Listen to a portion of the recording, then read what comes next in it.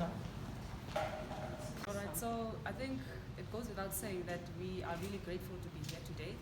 We really just want to say that today's conversation shows that we as the movement were able to make a stride in coming to this level of the conversation that we had now with the different delegates that sat with us, and really just goes to show that from social media, from few posts, to make sure that this hashtag and this movement, gets the table or gets the attention that it deserves. And so with that, we really just want to say thank you. And really, that was the efforts. That was what we wanted, to actually be heard and to have this stakeholder engagement on really the way forward beyond just social media and beyond just tweeting whatever comes later on. It really just speaks to also the sustainability of the movement, that it doesn't just die down where when our fingers stop tweeting or reposting, but really that also these reposts translate into actionable ideas and implementations with the government together moving forward. Okay, and now that you are saying that you are happy, will the protest still continue? Because I saw on social media that there are those planned for other towns. Yes, definitely, they will continue, because we are not going to now restrict other towns and other movements that are also born from this specific movement. They are right also to protest, and it's also something that is still occurring. The scourge of SGBV is still there, femicide is still there, so we would encourage them to continue protesting, because it's something that must still continue to put pressure despite the conversations that we've had. What came out of your petition also was that you wanted the president to declare a state of emergency. Have you discussed that? No, we've not discussed that. And then there were also talks that some of the demands within your petition were misdirected to the officers. So have you also addressed those sort of diverse views with the president and his ministers? Definitely, I think I want the colleague to just aptly answer this part of the police. The colleague must come. The colleague must come. What is the question? The question is that there were some diverse views, some stating that some of the demands within your petition were misdirected. Now I want to know, have you addressed that with the president and his ministers? Right. In terms of the police and obviously regrettable altercations between the police and protesters, I think we've reached a consensus and we've established a very honest premise to say that there was no police clearance for the demonstrations that took place in Windhoek, and that is regrettable. And we've also established honestly that there were some actions from the police that were unfavorable, especially given that it was an SGBV protest. But speaking to that, I think we've reached an honest and collaborative consensus to say that now we can move forward in the understanding that the police is there to protect citizens, and in the understanding that we are not fighting one another, but that we're fighting our common enemy.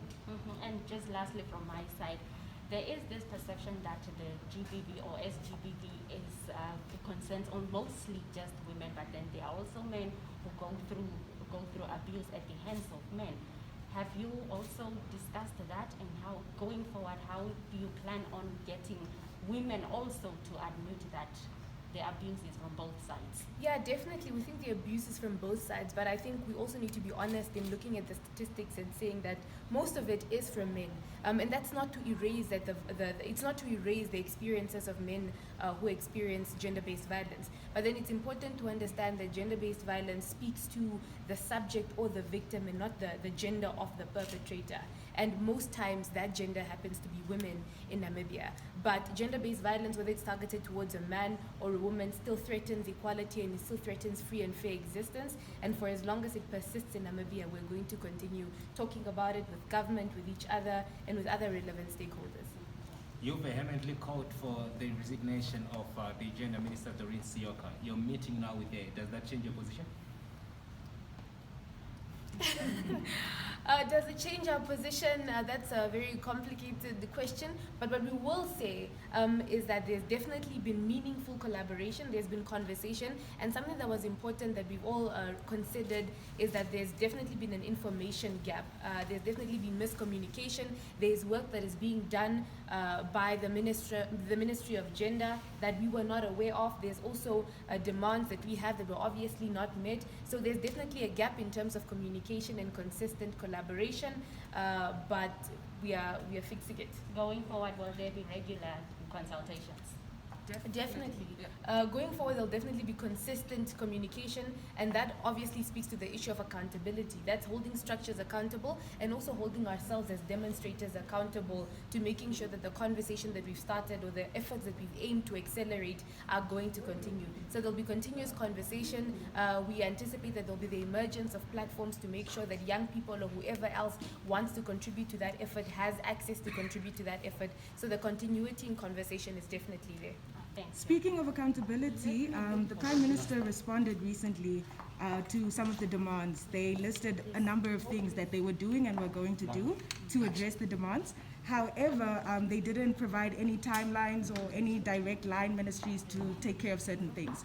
Was that addressed in today's discussion? Definitely. I think with the timeline discussion, it got much more technical than that, where we were informed that also we must also be considerate of the fact that so many things happen at once and there's a complexity with the phases, and so that was definitely addressed. In that effect also they mentioned other things that might perhaps also be having timelines that we can also then be able to hold government accountable for.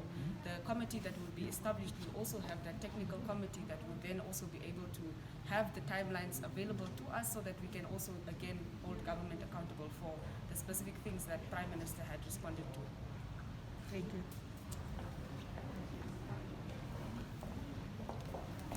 Okay, so yes, the meeting was very cordial in nature. Really, it was meant to discuss between government and the protesters, especially the responses by government before around their petition, and they were broken down to fully understand government response and what the petitioners wanted specifically. I think as you heard from them, the questions were addressed, especially around issues of the timeline, around law enforcement agents and how that future interaction will be. But more importantly, that government is on board to continuously consult and to continuously engage, so that to ensure that, especially in a time such as this, gender-based violence or SGBV in total becomes an accelerated effort by government to address it in society, and especially in its national plan of action against SGBV that is running between 2019 and 2023, and then see how then we can be able to leverage some of the concerns around issues of shelter, around issues of a 24-hour GBV unit, around issues of desensitizing staff members that might not be able to address issues so quickly for the victims. So all of those issues were discussed to really ensure that there is a collaborative effort between the issues raised, society and government, to ensure that we address gender-based violence as quickly as possible.